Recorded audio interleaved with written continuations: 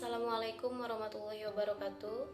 Perkenalkan, nama saya Dede Nunung, NPM 101119131. Di sini saya akan menjelaskan tentang materi syahadatain.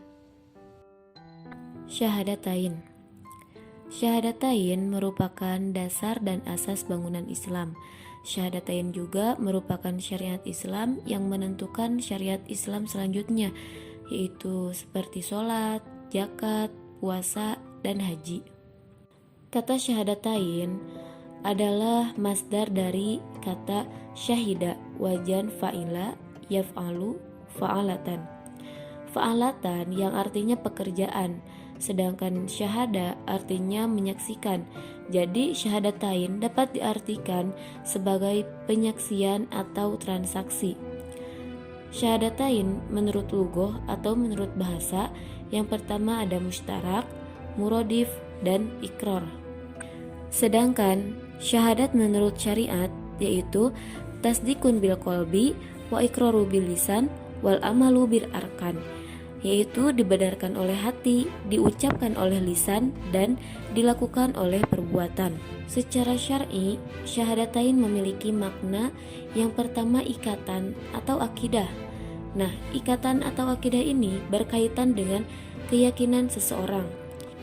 Yang kedua adalah perjanjian, yang dimana perjanjian ini adalah persetujuan tertulis maupun lisan yang dibuat oleh dua pihak atau lebih yang masing-masing berjanji akan mentaati apa yang telah disetujui. Adapun kelompok yang memenuhi sumpah janji, yang pertama ada mutakin, mukminin, musolin, dan ulul albab. Lalu kelompok yang melanggar janji atau sumpah, yang pertama ada orang-orang kafir dan yang kedua ada orang-orang fasik. Yang ketiga adalah kontrak sosial. Yang pertama ada baiat dan yang kedua ada tijaroh. Lalu apa yang disebut dengan al-wala dan al-bara? Dari kalimat la ilaha illallah itu terdiri dari dua pernyataan. Yang pertama ada kalimat la ilaha yang artinya menolak sesembahan selain Allah, sekaligus penolakan dan pencabutan loyalitas terhadap Tauhid atau yang disebut dengan al-bara.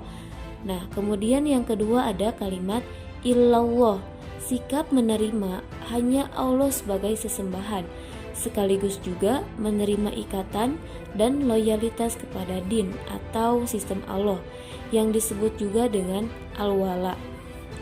Adapun sikap manusia terhadap syahadatain, yang pertama ada yang menerima seruan Rasul dan yang kedua ada yang menolak seruan Rasul. Lalu apa yang menjadi alasan mereka menolak seruan Rasul tersebut? Yang pertama adalah karena pendidikan orang tuanya, dan yang kedua pengaruh sikap hidup, mulai dari prasangka, prinsip hidup, pengalaman, sudut pandang, ataupun literatur. Lalu kelompok manusia yang menolak syahadatain atau penghuni neraka, yaitu yang pertama orang yang tidak yakin adanya hari akhirat, yang kedua orang-orang yang menolak ayat-ayat Allah, dan yang ketiga orang-orang yang menolak melaksanakan syahadatain. Lalu kelompok manusia yang menerima syahadatain atau disebut juga dengan penghuni surga, yaitu orang-orang yang yakin akan adanya kehidupan akhirat, orang-orang yang beriman kepada ayat-ayat Allah, mereka yang menaati Allah dan Rasul-Nya, dan mereka yang melaksanakan perintah Allah dengan sebaik-baiknya yang diawali dengan pelaksanaan syariat syahadatain. Lalu apa yang menjadi fungsi syahadatain? Nah, fungsi syahadatain yang dimaksud dalam risalah ini adalah kegunaan atau pengaruh pelaksanaan syahadatain terhadap kehidupan seseorang, baik itu individu maupun kehidupan masyarakat atau yang disebut dengan sosial. Nah, fungsi individual yang pertama adalah membebaskan dosa masa lalu. Allah mengampuni dosa-dosa hambanya melalui berbagai jalan, di antaranya berdoa memohon ampunan, melalui proses tahkim atau pertaubatan, dan melalui pelaksanaan syariat syahadatain. Yang kedua adalah membebaskan dari segala bentuk penjajahan. Kebebasan tersebut menghasilkan kemerdekaan jiwa manusia, pembentukan pribadi harmonis, sumber ketentraman jiwa, dan sumber kekuatan jiwa. Lalu, apa fungsi sosial syahadatain? Nah, dalam fungsi sosial ini terbentuknya suatu masyarakat apabila ada unsur-unsur yang pertama, ikatan sosial, yang kedua, transaksi sosial, dan yang ketiga, interaksi sosial. Lalu, ada pun fungsi sosial muslim. Nah, fungsi sosial muslim ini yaitu seseorang yang sudah membaca syahadatain, otomatis ia telah terikat dengan al-Islam. Dalam proses penegakan syahadatain, ada yang disebut dengan proses dakwah. Nah, dakwah di sini adalah suatu usaha untuk mengajak manusia dalam al-khair atau al-Islam. Nah, tujuannya yaitu untuk mengajak manusia agar meninggalkan sistem togut dan menerima sistem Allah Subhanahu wa taala.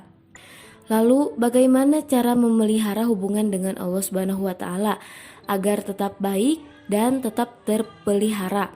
Nah, ada pun cara untuk memelihara hubungan atau komunikasi dengan Allah Subhanahu wa taala yaitu dengan cara bertauhid rububiyah, pengakuan Allah sebagai Rabbi al-Annas, dan yang kedua bertauhid mulkiyah, pengakuan Allah sebagai Malik al-Annas.